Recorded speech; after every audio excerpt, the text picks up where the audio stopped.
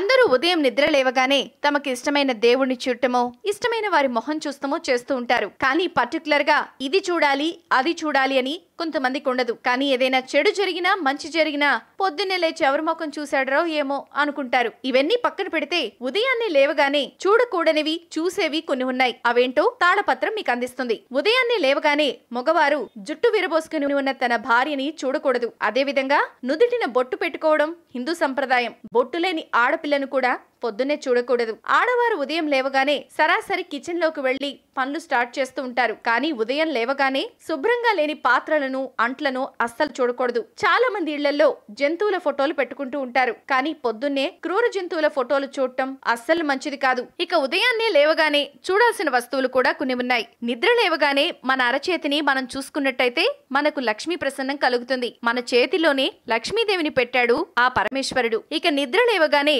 భూదేవతకు నమస్కారం చేయాలి. ఎందుకంటే మనం చేసే పాపాలను ఆ తల్లి భరిస్తుంది. ముందుగా ఆమెకు నమస్కరించి భూమి మీద కాలు పెట్టాలి. ఈ విధంగా పెట్టి ప్రతిరోజు మన దినచర్యను ప్రారంభిస్తే మంచి ఫలితాలుంటాయి. వీటితో పాటు ఉదయం నిద్ర లేవగానే బంగారం, సూర్యుడు, ఎర్రచందనం, సముద్రం, గోపురం, పర్వతం, దూడతో ఉన్న ఆవును, కుడి చేయిని మరియు మగవారైతే తన భార్యను చూడటం చాలా చాలా మంచిది. If you like the video, please like us and subscribe.